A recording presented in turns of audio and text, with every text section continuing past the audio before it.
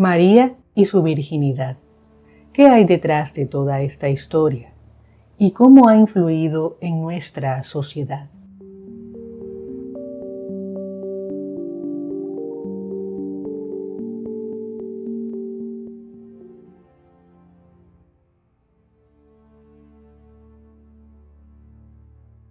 En el tema de María y su virginidad hay dos aspectos fundamentales.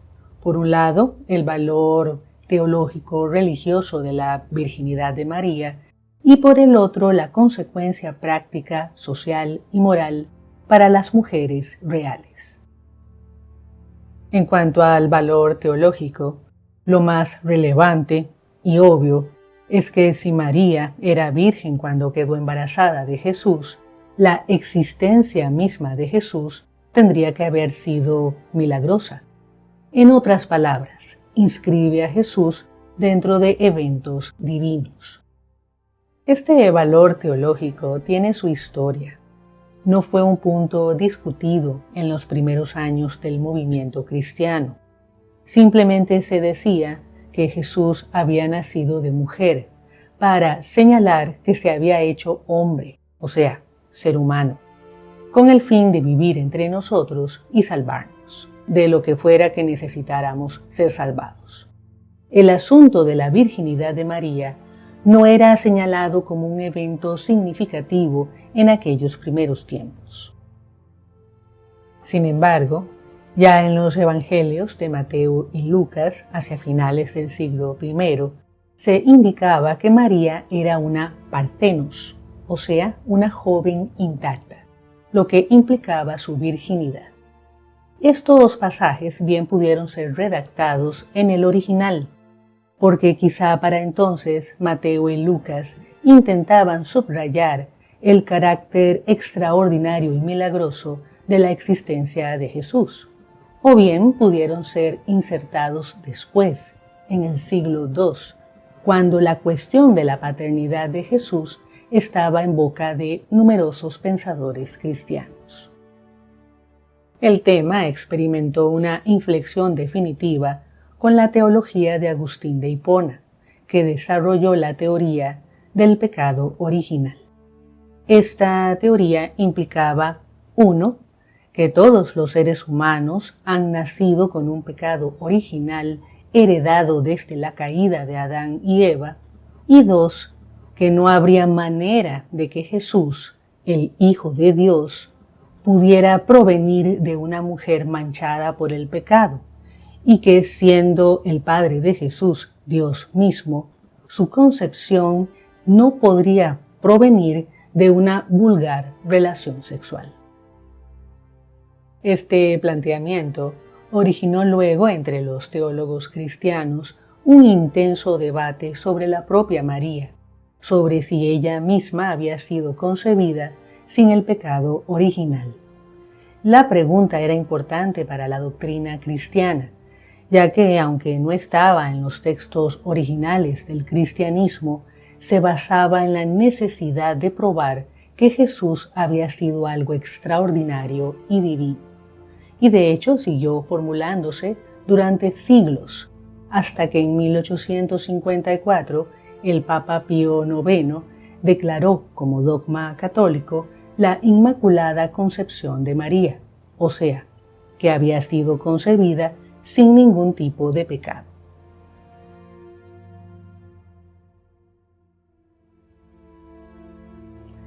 En cuanto a la virginidad de María, esta fue adquiriendo fuerza teológica ya desde los comienzos de la Edad Media, cuando se cimentó esa imagen de pureza y santidad con la que se quedaría después. Por un lado, se seguía sosteniendo que la virginidad de María a la hora de concebir a Jesús aseguraba la divinidad del propio Jesús, y por el otro, era preciso mantener la idea de que María era pura, o sea, no tocada por ningún hombre, en lo que subyace el prejuicio fundamental contra el sexo que el cristianismo mantenía desde sus raíces hebreas. ¿Qué implicaciones sociales y morales tuvo todo esto para Occidente? La virginidad en sí misma es una construcción social, moral y religiosa que se ha tenido como valor desde la antigüedad en todas las sociedades patriarcales. En la antigua Mesopotamia, particularmente entre los antiguos hebreos, las mujeres eran bienes de reproducción y asistencia doméstica, que existían exclusivamente para proveer de hijos legítimos a los varones y en señalados casos para procurarles placer. Por tanto, una mujer honrada era aquella que vivía bajo el dominio del padre, o sea, era de su propiedad, que luego era vendida a un marido que se hacía cargo de su manutención a cambio de hijos y sumisión. Pero para lograr esta transacción era preciso que la mujer no hubiera sido tocada por nadie más, un producto nuevo de paquete. De ahí el valor económico de la virginidad. En otras culturas antiguas, la virginidad también jugaba un papel de aseguramiento de la legitimidad de los hijos y una especie de garantía de obediencia y sumisión por parte de las esposas. Sin embargo, había diferencias. Entre los antiguos hebreos, si una joven perdía su virginidad antes del matrimonio, no solamente afrentaba a su padre, sino que también ofendía a Dios. Por tanto, podía ser castigada duramente, incluso con la muerte.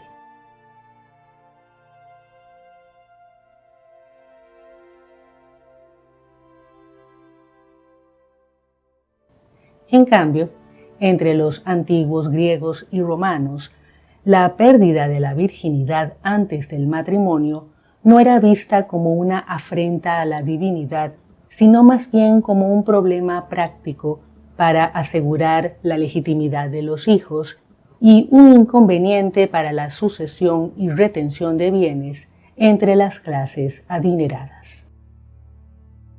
Por otro lado, el mundo grecorromano creía que si una joven no había sido tocada por un hombre, mantenía intacto su potencial de fertilidad y la posibilidad de contactar a las deidades de manera más efectiva. Así que se pensaba que al tomar a una virgen, los hombres podían nutrirse de su poder vital intacto y eso les daba más fuerza mágica o mística. Como fuera, el punto es que, gracias en parte a la influencia romana, el cristianismo atemperó la violencia contra las jóvenes no vírgenes que existía en el mundo tradicional hebreo, pero solo eso.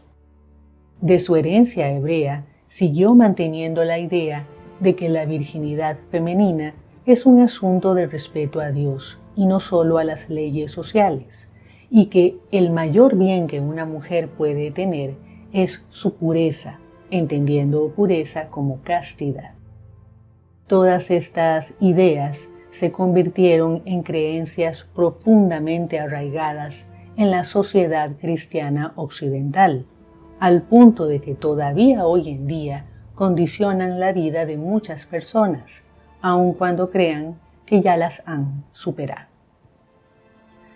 En todo esto hay que agregar que la virginidad de María suscitó también otro debate, el de si su virginidad se dio solo al momento del nacimiento de Jesús y después dejó de ser virgen y Jesús tuvo hermanos, o si por el contrario se mantuvo virgen toda su vida. Al final, la tesis que triunfó en la mayoría de los cristianos y se convirtió en dogma de la Iglesia Católica fue la última, la de la perpetua virginidad de María, lo cual solo enfatiza el horrendo prejuicio que sostiene el cristianismo contra la sexualidad, en particular la sexualidad femenina, al reprobar que María pudiera vivir su sexualidad por ser esto una impureza en la Madre de Dios.